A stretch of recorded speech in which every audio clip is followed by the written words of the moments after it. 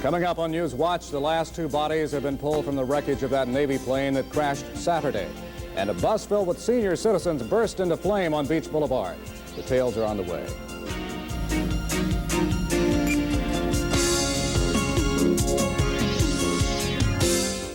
Want a good reason to switch to Eckerd? So good, adults want to keep it for themselves. We are Jacksonville together, 17 and you.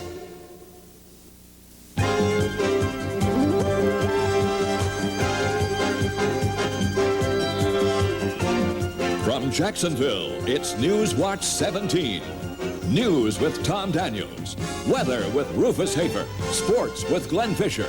News Watch 17, the new choice for news.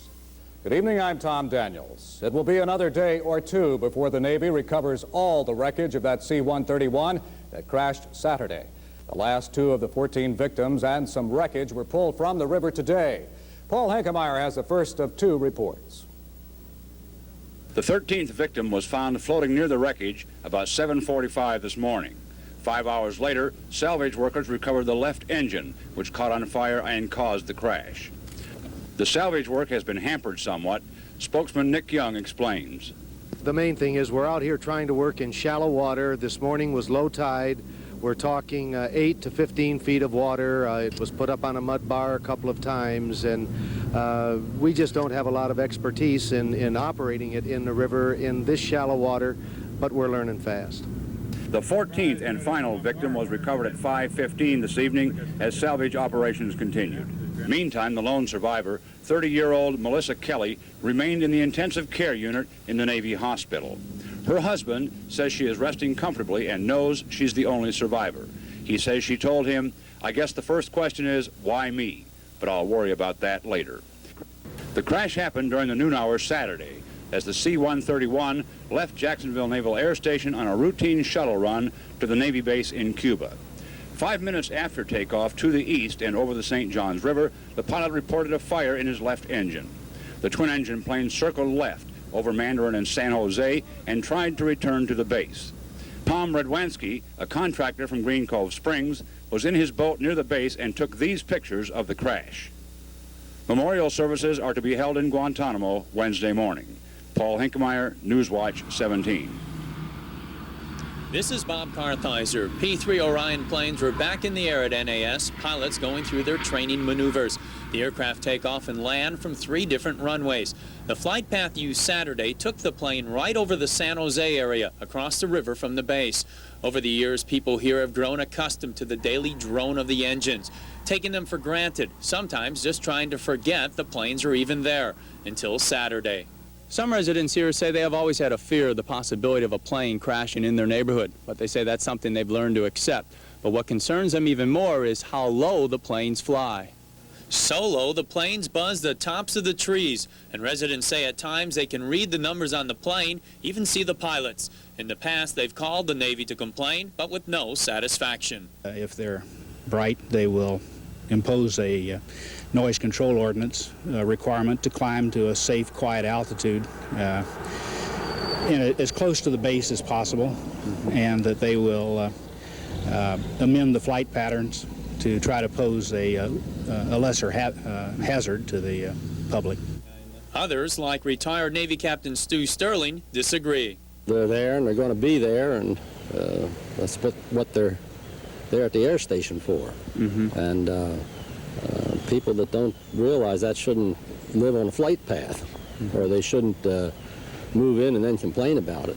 Federal Aviation Administration guidelines require any plane to stay above 1,000 feet over a densely populated area.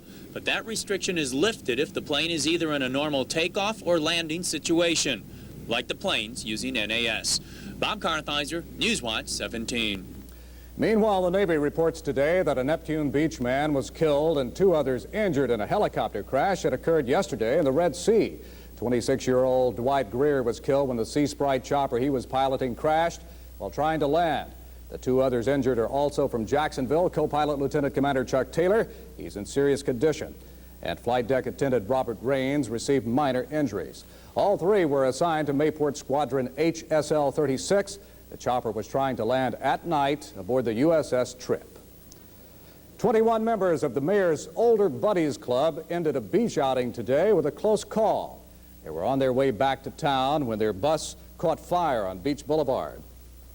The driver, Deborah Gallup, said she heard a loud noise and thought one of the tires had blown, but when she stopped the bus, she saw smoke and flame coming out of the engine compartment. She said an attempt to put out the fire with a fire extinguisher failed. One of the passengers said all she wanted to do was get out. I didn't see it. I got away too fast. She said, get out the reach of the bus, and we left. And so I don't know how much fire was in it. There were no injuries, even though the bus was destroyed. The cause of the fire is still under investigation. Election turnout is expected to be light during tomorrow's primary runoffs here. Only Democrats can vote in the 6 runoff races. Election headquarters is ready to go, according to Supervisor Harry Nearing. Of the 210,000 registered Democrats, Nearing is expecting about only 20% to vote. And I think tomorrow, if we get 20%, we might be lucky. I hope I'm wrong, but there's where one of these people have got to know that we've got a county-wide race that they can vote on. So you think you're predicting 20%? Something like this, you hate to predict anything. We have good turnout in our 4 council races where we have local interest. And the rest of the county, I just hope that it's a very important race. Hope they turn out. There is only one county-wide race, a runoff between council incumbent Terry Wood and Dan Jenkins. There are 4 district council races and 1 civil service board race.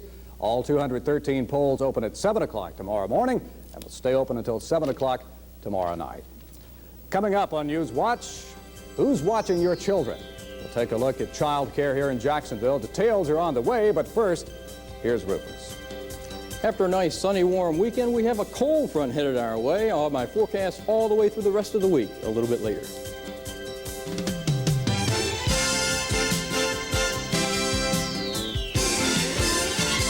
There's nothing like being on the winning team. Record-breaking, history-making Kenny Bernstein for the Sunbelt Car Care March.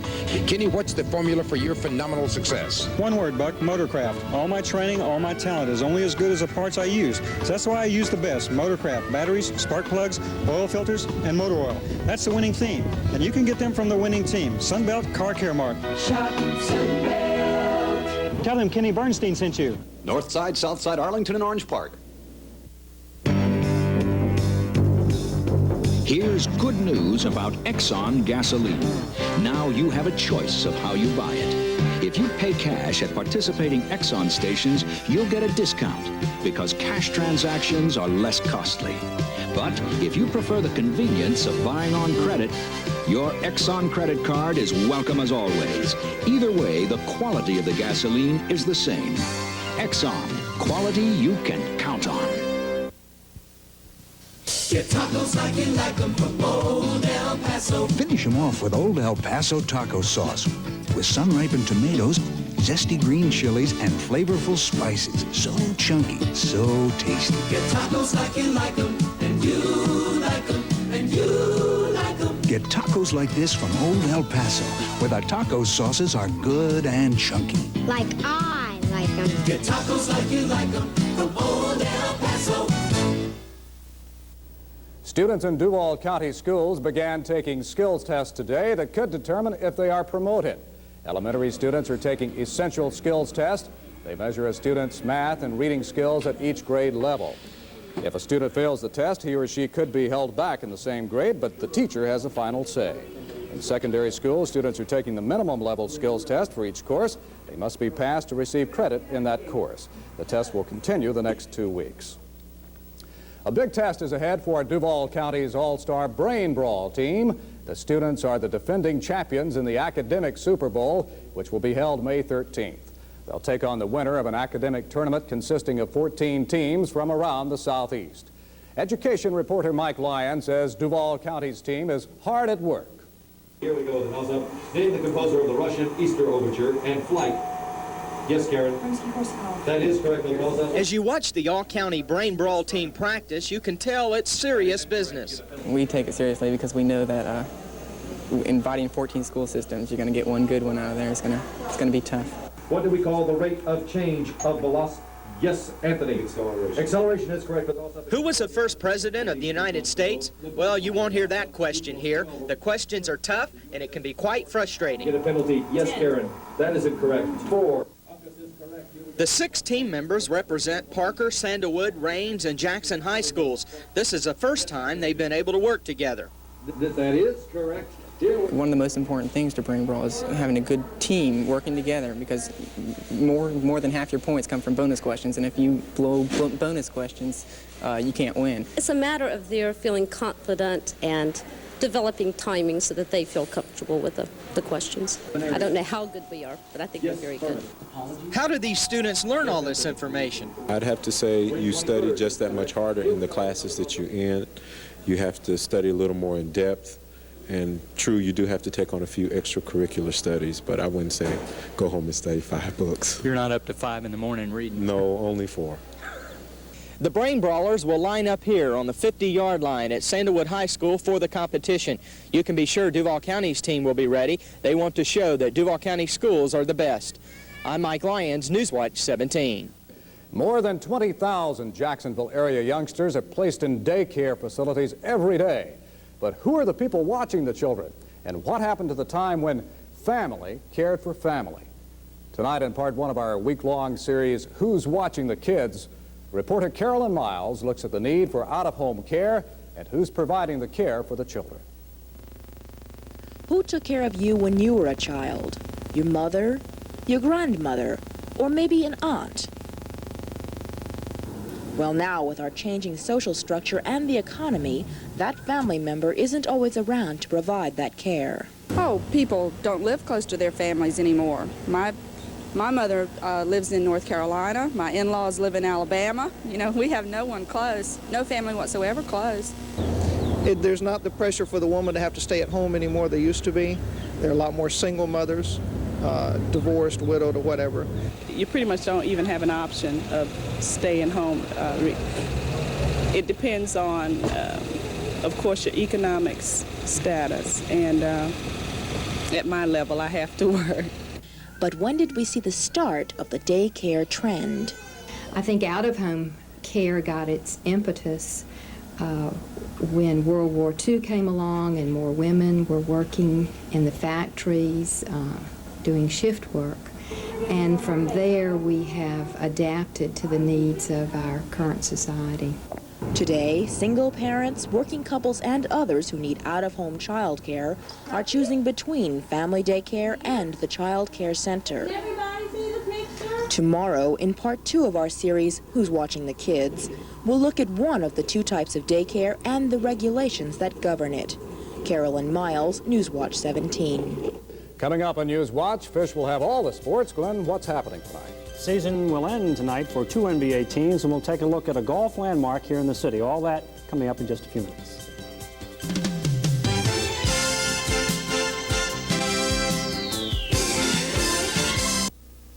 I've been using Murphy's oil soap all through this house of mine. Now the dirt is finished, but the finish is fine. We've been using Murphy's oil soap on cedar, oak, and pine. Now the dirt is finished, but the finish is fine. Cleans everything, safe as can be.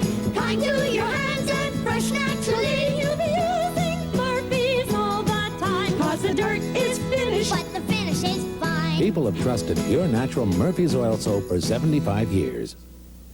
Do you know the first sign of termite damage can be that your whole house looks absolutely normal? The walls, the floors, the ceilings, all completely normal. Because termites usually destroy wood from the inside, leaving the outside normal. If your home looks normal, don't risk it. Call Orkin today. Big number 1. One simple phone call could pay you up to $600 when you have your air conditioning system replaced. Up to $150 when you have solar film installed. Up to $400 when you increase water heating efficiency. Up to $300 when you have ceiling insulation added. Call now, and hundreds of dollars could land right in your lap. Call free at 1-800-821-7700. 1-800-821-7700. Ask for cashback brochures. Sports is brought to you tonight by Precision Tune. A sad note tops the sporting news this evening. Norm Van Brocklin, one of pro football's all-time great quarterbacks, died early this morning at his Georgia home of natural causes. He was 56. Van Brocklin began his professional career in 1949 after an All-American career at Oregon. One of the Dutchman's greatest moments as a pro came in 1960 when he led the Philadelphia Eagles to a 17-13 win over Green Bay in the NFL championship game. Van Brocklin also coached the Minnesota Vikings and the Atlanta Falcons. He was an assistant coach at Georgia Tech. He entered the Pro Football Hall of Fame in 1971. Norm Van Brocklin dead at age 56. Former JU basketball coach Tate Slock is the subject of our special sports profile all this week. Locke was fired at JU following the 1980-81 season. He spent 1 year at Nevada, Las Vegas as an assistant and is currently the manager at the Beaches Racquet Club, a job he's held since last September. I asked Locke to explain why he was fired at JU.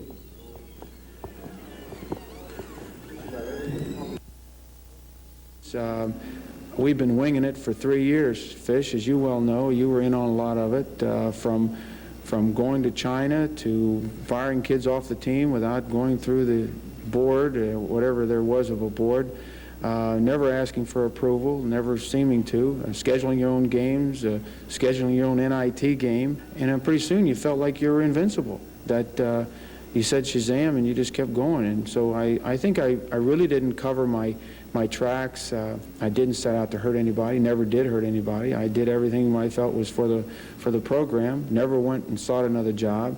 So all the things that were trumped up were wrong, but I think it was just a matter of there were certain key people on the trustees that didn't care for the way I was doing things, and that's what it came down to. Tomorrow, Tates will talk about his controversial book, Caught in the Net. Well, the Milwaukee Bucks and San Antonio Spurs can advance to the conference finals tonight with victories. The Bucks have an unbelievable 3-0 lead over the Boston Celtics, and if you're a Celtic fan, it's unbelievable, and I guess Sixer fans are loving every minute of it.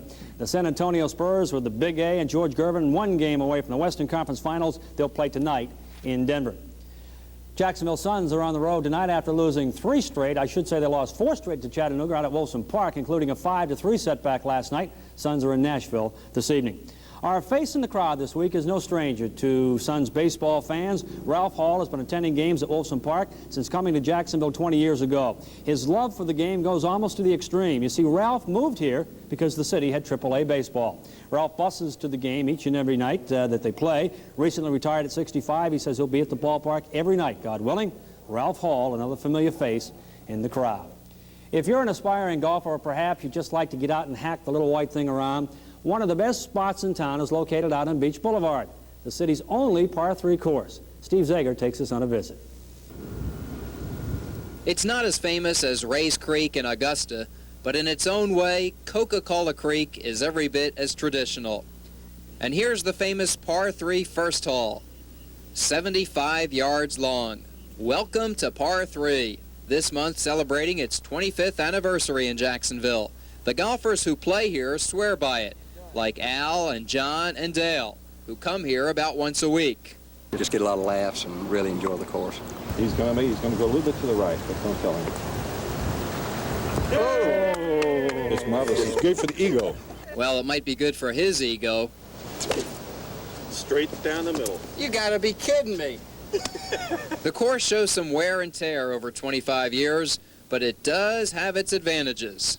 We've got a lot of buildings around here. You can bounce the balls off them when they come back on the course. Another who loves it is Berta Norris, who's worked here since the course opened in 1958. I've seen it grow from nothing, and it's sort of like a child to me. A child that's grown into a Jacksonville landmark, and where anybody can be a Jack Nicklaus for a day. Steve Zager, Sports Watch 17. And the course is open 7 days a week from 8 in the morning until dark. It's $3.25 for 18 holes, unlimited golf, $1 for the clubs. If you don't have them, best thing, it only takes a couple hours to play. Sports has been brought to you by Precision Tune. Tom, welcome to the family. Thanks, Glenn. I'm good to have you. Glad to be here. Thank you so much. Coming up on News Watch, some people who wear glasses soon may not have to, thanks to the research going on right here in Jacksonville. The details are on the way.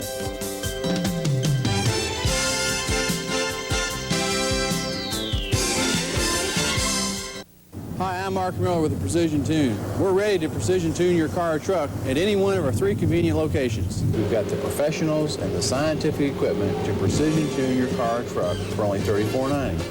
That includes all parts and labor. It'll take only about 30 to 45 minutes, and you'll leave with a 6-month or 6,000-mile guarantee. Precision Tune, great people, great service, a guarantee, and 3 convenient locations.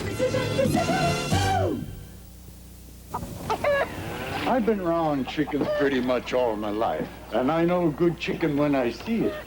This part's the breast. Here's how you ought to get it. Wholemeal chunk breasted chicken. Now that's good chicken. Why, look at this. Tastes just like home cooked. Look at that chunk. Agnes never cooked chicken this good. Just never got the hang of it. Wholemeal chunk breasted chicken. Home-cooked taste without the home cooking. This Mother's Day, I'm giving my mom something that she'll really like. I'm taking her to McDonald's to get her a free breakfast. I bet I'll get a hug. Maybe she'll even let me keep my frog under my bed.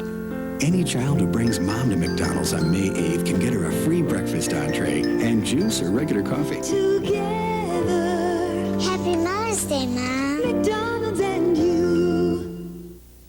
A Ray Carter housing home. It can be your home sweet home. You need a place to call your own. Why just rent when you can own? Beauty, space, utility. Our mobile homes are great to see. You'll be surprised how little you pay. Call Ray Carter Housing today. Finest service in all the state. Come with us and be first rate. Check us out and you will feel you can't find no better deal. FHA and VA2. 15-year plan just right for you. You'll be surprised how little you pay. Call Ray Carter Housing today. Ray Carter Housing. For those of you who wear glasses or contacts because you're nearsighted, there is good news tonight. Medical reporter Mara Brown reports on a new form of surgery that may make corrective lenses obsolete. Have you ever wondered where all the medical research that we hear about really takes place? Some of it occurs in animal labs and biological labs around the country. Research also takes place at community hospitals, such as the investigational eye surgery, which occurs here in the Ambulatory Care Center at Methodist Hospital in Jacksonville.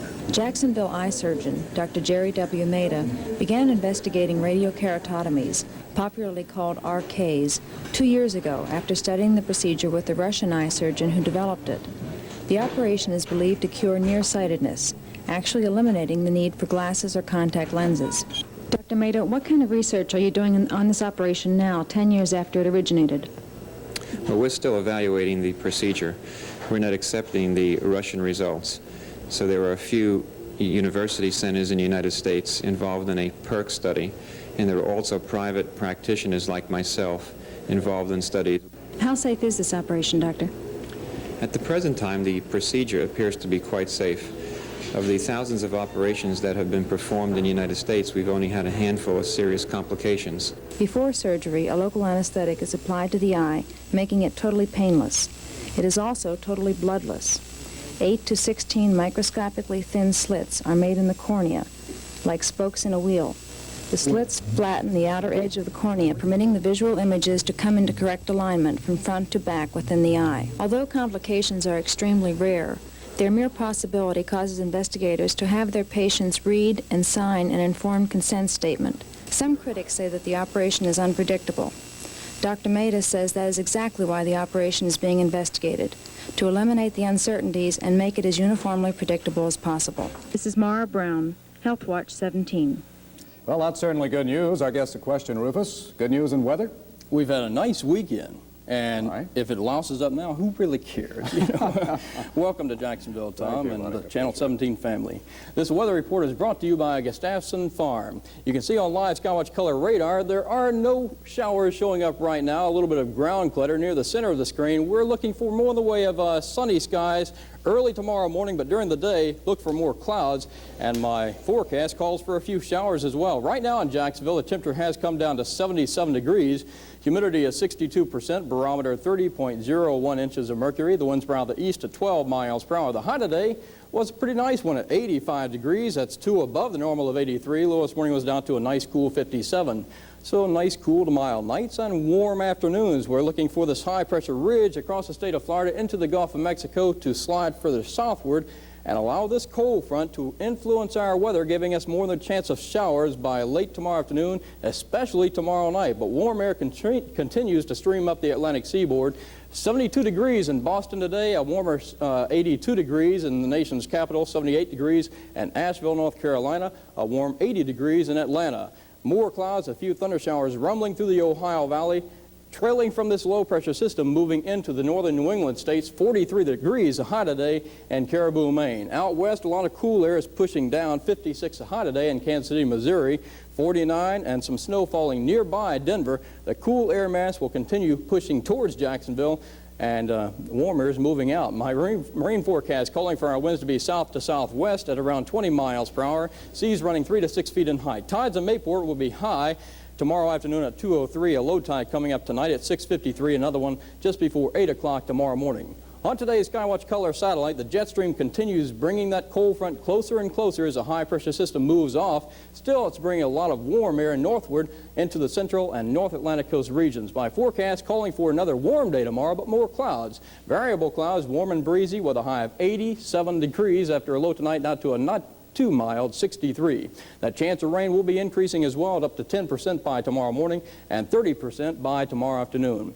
The Rufus factor, because of more clouds, not a 10, not even a 9. We're looking for it to gradually drop off from today's 9 or 10 to a Rufus factor of 7 by tomorrow afternoon. So it's on the wane at this time. Long range, we're looking for clearing skies by Wednesday morning with a high of 78 degrees under sunny skies by afternoon, mild and sunny on Thursday and Friday. The highs warming up by the end of the week. So look for a few showers to increase by that time. But again, this weather forecast brought to you by Gustafson Farm. Rufus, thank you. Thank you. Still to come on News Watch tonight, Mickey and Minnie are going to stay on the job. We'll explain in a moment.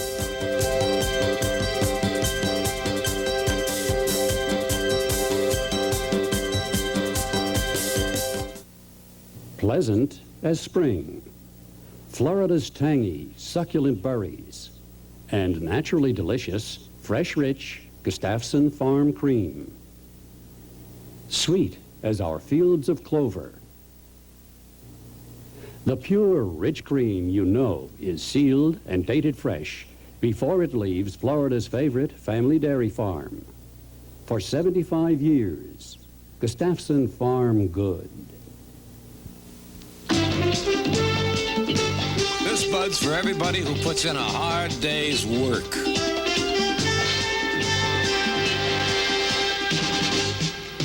This Bud's for you, for all you do. The king of beers is coming through. Yeah, just for you. That distinctively clean, crisp taste that says Budweiser. For all you do.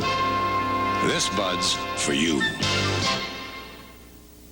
Mickey, Minnie, Pluto, and the whole Disney crew will be getting fatter paychecks when their new contract goes into effect later this week. The Disney characters and 8,000 other union members at Disney World in Orlando had threatened to strike, wage being the sticky point. But over the weekend, an agreement was reached assuring Mickey and friends of higher pay and better hours and an increase in money. The union votes on the contract tomorrow.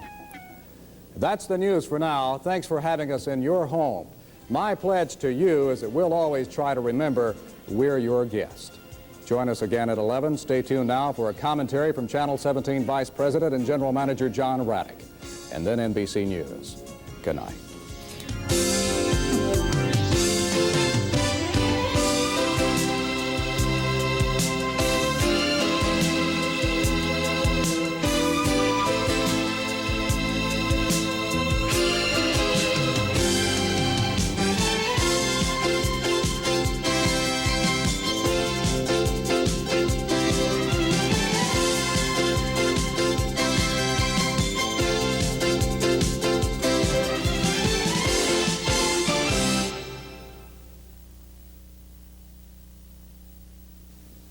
And now, a WJKS TV commentary. Here is Channel 17's Vice President and General Manager, John Raddick.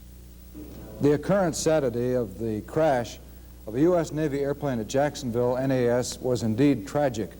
It brings to mind just how valuable human life is and how quickly it can be extinguished. The fact that 14 lives were lost in this untimely accident requires all of us as human beings to stop for a moment and reflect on the philosophy that there, but with the grace of God, go I. We believe that the Jacksonville community should show its affection for the families and loved ones of those who gave their lives in this terrible mishap. Our hearts go out to the U.S. Navy community, an integral part of Jacksonville and a part of this community sometimes overlooked for the tremendous job it plays in keeping us strong and proud. Let's pray that this sort of tragedy doesn't occur again. What do you think? We invite afternoons at 5 on WJKS. 17, let's